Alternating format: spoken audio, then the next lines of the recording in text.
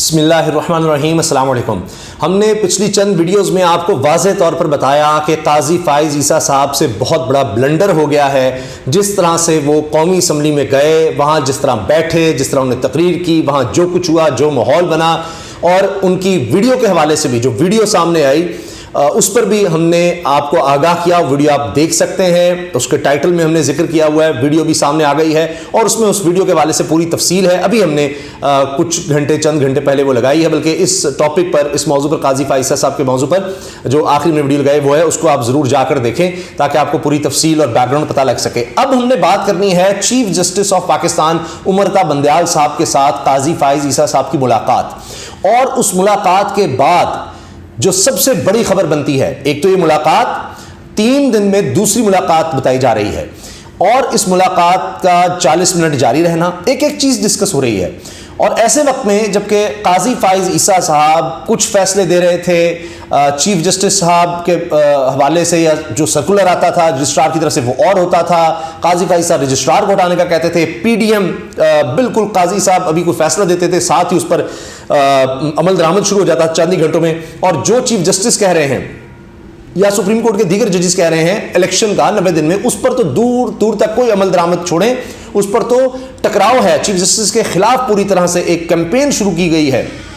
उन पर हमले हो रहे हैं। तो ये सब यानी बिल्कुल ऐसे जैसे टकराव, और काजी फ़ाइज़ ईसा साहब एक तरफ, चीफ जस्टिस दूसरी तरफ, उस माहौल में ये मुलाकात जाहिर है कि सबसे बड़ी खबर बनी। सिर्फ यही नहीं, इसके साथ जो वजाहत सामने आई काजी फ़ाइज़ ईसा साहब की, वो वजाहत जो है वो बहुत ज़्यादा अहम है। और उस वजाहत के हवाले से भी मैं आपको आगाह करूंगा कि उसमें क्या अहम बात की गई है, और उसका अंग्रेज़ी में भी आ चुका है, और पूरा उनका वजाहती बयान कहें, और उसका टेक्स्ट मेरे पास है, और उर्दू में भी। तो जनाब, अब इसकी सबसे ख़ास बात यह है कि ये जो वजाहत है ये सुप्रीम कोर्ट के PRO की तरफ से जारी होती है,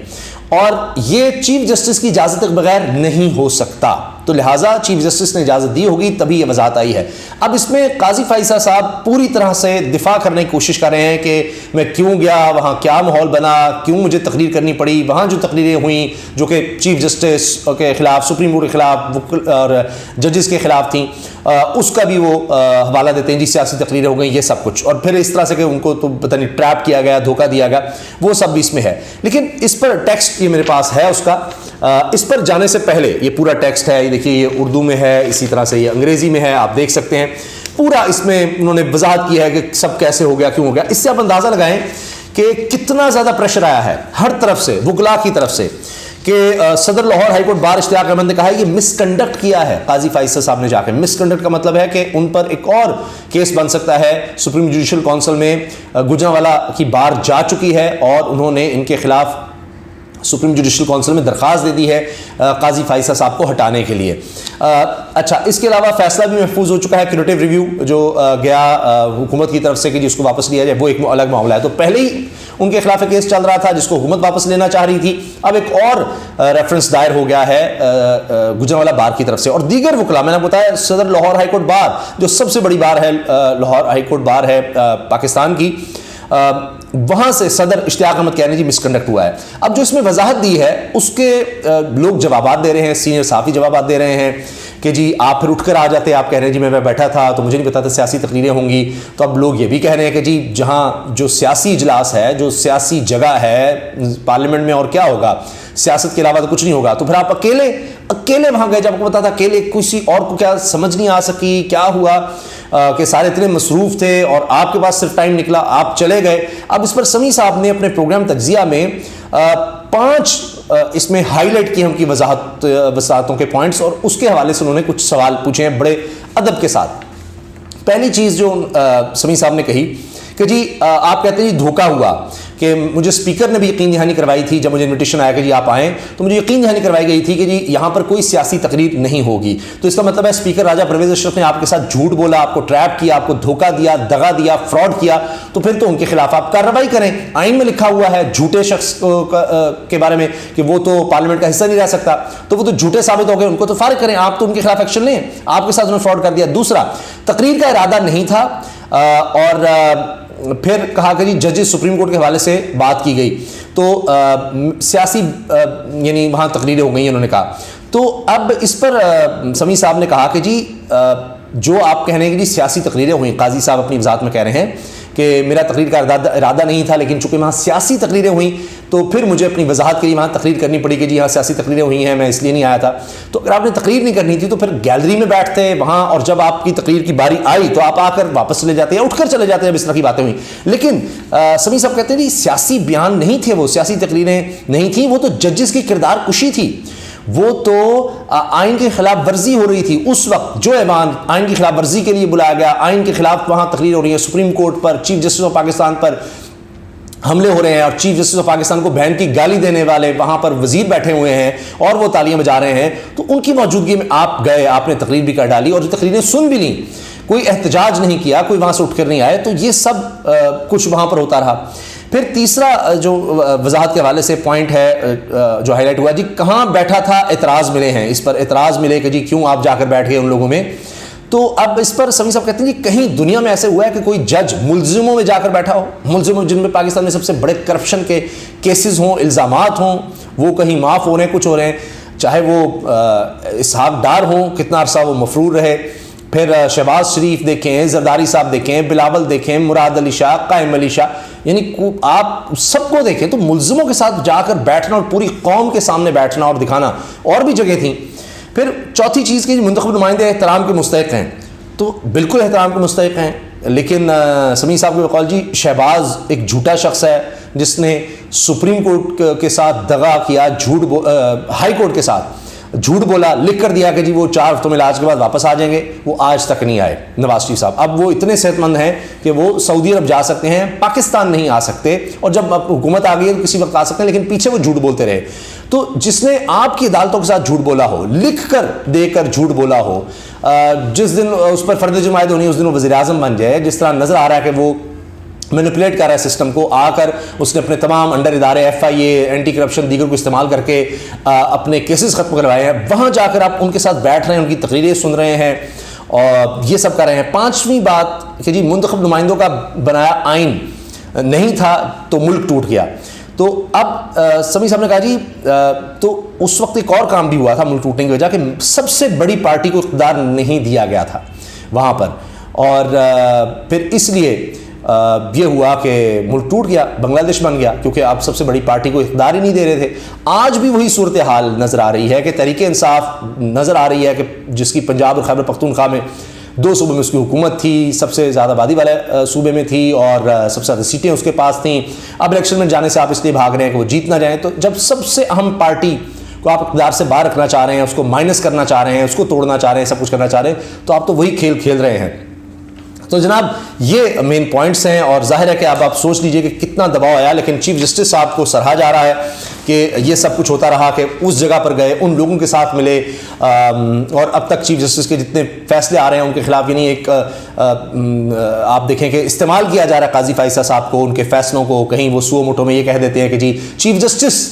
سو موٹو نہ لیں، چیف جسٹس کے جو سمجھے کہ پاورز لی جا رہی ہیں، ان کو باندھا جا رہا ہے، ان کے ہاتھ باندھے جا رہے ہیں آئین اور قانون کی خلاف ورزی کرتے ہوئے، تو پھر قاضی فائز صاحب وہ فیصلہ دیتے ہیں کہ چیف جسٹس کوئی سو موٹو نہ سنیں جب تک کہ جناب وہ قانون نہیں بن جاتا، ان کو قانون بنا لینے دیں تاکہ پھر چیف جسٹس کے اختیارات ہی ختم ہو جائیں۔ وہ چیف جسٹس امتا بندیال صاحب پھر بھی ملتے ہیں 3 دنوں میں 2 مرتبہ، اور قاضی فائز صاحب اس کے بعد پھر یہ وضاحت، اور ان کی وضاحت جو ہے وہ سپریم کورٹ کی طرف سے چیف جسٹس کے یعنی انڈر جو پی آر او ہیں ان کی طرف سے باقاعدہ سامنے آتی ہے۔ تو یہ بڑا خوش آئند ہے، بہت سے لوگ کہہ رہے ہیں شاید اب معاملات کچھ بہتر ہو جائیں۔ اب جناب اس وضاحت میں جلدی سے پڑھ دیتا ہوں قاضی صاحب نے کیا کیا لکھا ہے۔ اب اس میں جی supreme court of Pakistan 11 April 2023 supreme court کے تمام ججوں کو اسلامی جمہوریہ پاکستان کے آئین کی گولڈن جوبلی منانے کے لیے دعوت دی گئی تھی۔ یہ دعوت قبول کرنے سے قبل معلومات حاصل کی گئیں کہ سیاسی تقریریں کی جائیں گی اور یقین دہانی کرائی گئیں کہ صرف آئین اور اس کے بنانے کے متعلق بات کی جائے گی۔ مجھے جو پروگرام بھیجا گیا اس نے بھی اس کی تصدیق کی۔ یعنی باقی پھر ججز کو کیا سمجھنی ہے اور آپ کا اکیلے جانا، یہ بہت بڑا سوال ہے۔ اس نقطے کی وضاحت پہلے میرے عملے نے قومی اسمبلی کے ڈپٹی ڈائریکٹر سے کرائی اور پھر خود میں نے براہ راست اسپیکر سے کی، اور اس کے بعد ہی میں نے دعوت قبول کی کیونکہ میں آئین کے ساتھ یکجہتی کا اظہار کرنا چاہتا تھا۔ مجھ سے پوچھا گیا تھا کہ آپ تقریر کریں گے، میں نے معذرت کی، تاہم جب بعض تقریروں میں سیاسی بیانات دیے گئے تو پھر میں نے بات کرنے کے لیے درخواست کی تاکہ کسی ممکنہ غلط فہمی کا ازالہ ہو سکے، اور پھر میں نے بات کی۔ یہ امر باعث حیرت ہے کہ بعض لوگوں کو اس پر اعتراض ہے کہ میں کہاں بیٹھا تھا اور یا میں نے آئین کی یاد منانے کی تقریب میں شرکت کیوں کی۔ آئین کی یاد منانے پر اکبر باجوہ بڑے زبردست صحافی ہیں نوجوان، اور انہوں نے کہا کہ جی یاد منانے کا تو مطلب یہ ہے کہ یاد اس کی منائی جاتی ہے جو ختم ہو گیا، فوت ہو گیا۔ تو واقعی آئین تو فوت ہو چکا ہے، آئین کو دفن کر دیا گیا ہے، یہ الیکشن نہ کروا کر لوگوں سے ان کا حق ہی چھین لیا گیا ہے رائے دینے کا، اور ہم جو حق کشمیریوں کے لیے مانگتے ہیں وہ حق ہم نے خود ہی اپنے پاکستانیوں سے چھین لیا ہے، آئین توڑ دیا ہے، اور ابھی آئین مزید توڑا جا رہا ہے۔ اس ایک حق کو چھیننے کی وجہ سے ابھی اور بہت کچھ کرنا پڑے گا۔ جس طرح رانا ثناء اللہ کہہ رہے ہیں جی اگر عمران خان کا رویہ یہ رہا تو 8 اکتوبر کو بھی ہم الیکشن نہیں ہونے دیں گے یا نہیں ہوں گے، یہ اس پر ڈیپینڈ کر رہا ہے، تو وہ اپنے ارادے واضح طور پر بتا رہے ہیں۔ اچھا پھر جناب آگے جسٹس قاضی فائز صاحب فرماتے ہیں کہ میں بیٹھا تھا اور میں نے آئین کی یاد منانے کی تقریب میں شرکت کیوں کی۔ میں ہال کے کونے میں یا گیلری میں بیٹھنے کو ترجیح دیتا، لیکن عدلیہ کے ایک فرد کی عزت افزائی کے لیے مجھے درمیان میں بٹھایا گیا۔ میں نے بیٹھنے کے لیے خود وہ جگہ نہیں چنی، بالکل نہیں چنی ہوگی، مگر آپ کہہ دیتے کہ بھائی اس طرح میں ان ملزموں کے درمیان تو نہیں بیٹھ سکتا، اور جن کے حق میں فیصلے دے چکا ہوں، اسحاق ڈار وغیرہ، ان کے ساتھ بیٹھوں۔ آئین کو سیاسی تنوع کے تمام اطراف سے لوگوں کے براہ راست چنے گئے نمائندوں کے ذریعے بنایا گیا جو ان کی دانشمندی گواہی دیتا ہے۔ اس نے کامیابی کے اصول کے لیے بانی کے نصب العین، اتحاد، یقین اور نظم کی توثیق کی اور ثابت کیا کہ سب سے زیادہ گنجلک مسائل بھی اخلاص اور جذبے کے ذریعے حل کیے جا سکتے ہیں، اور جب لوگوں کے مفاد کو مقدم رکھا جائے لوگوں کے منتخب نمائندے مکمل احترام کے مستحق ہیں۔ آل انڈیا مسلم لیگ کے سیاستدانوں کے بغیر ہم آزادی حاصل نہ کر پاتے۔ وہ کیا لوگ تھے اور آج کیا لوگ ہیں، اف۔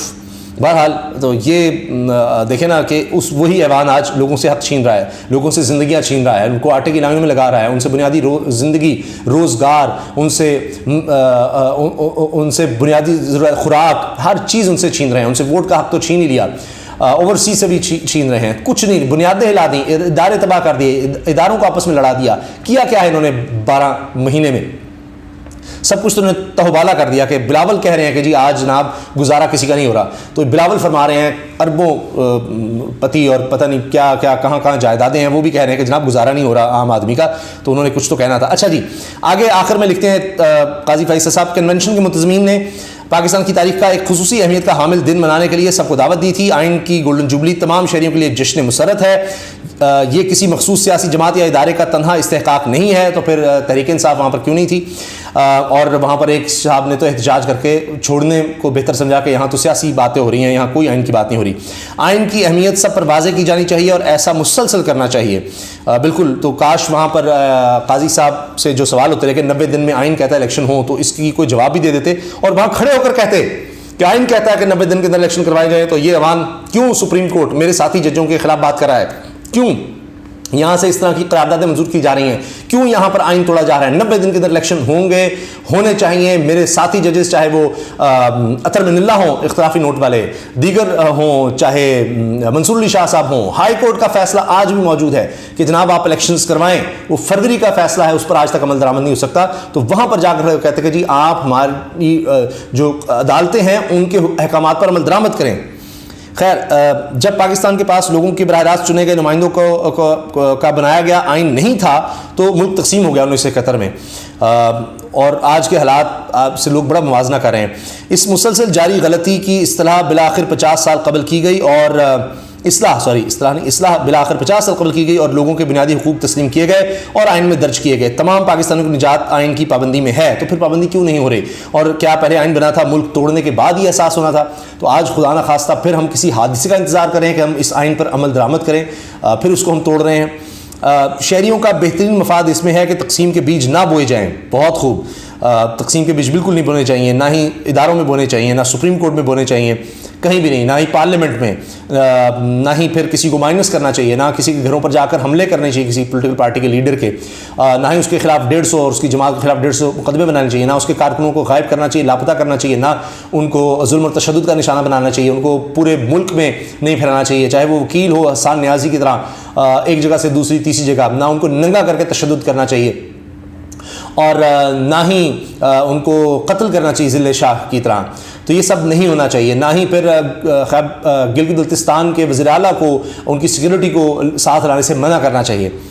تو اس لیے پھر ہم تقسیم کے بیج نہ بوئیں، اچھی بات ہے، نہ ہی سپریم کورٹ کے اندر، نہ کسی ادارے کے اندر۔ نہ ہی پھر پولیس کو استعمال کیا جائے اپنے لوگوں پر شیلنگ کے لیے، تشدد کے لیے، سیدھا فائرنگ کے لیے، دیگر اداروں کو نہ استعمال کیا جائے۔ آئین کا بنایا جانا ہماری تاریخ کے اہم ترین لمحات میں سے ہے جسے منانا ضروری ہے۔ قاضی فائز عیسیٰ، سینئر پیونی جج، سپریم کورٹ آف پاکستان۔ جی بالکل، آئین کے اہم ترین تاریخ اہم ترین لمحات ہیں،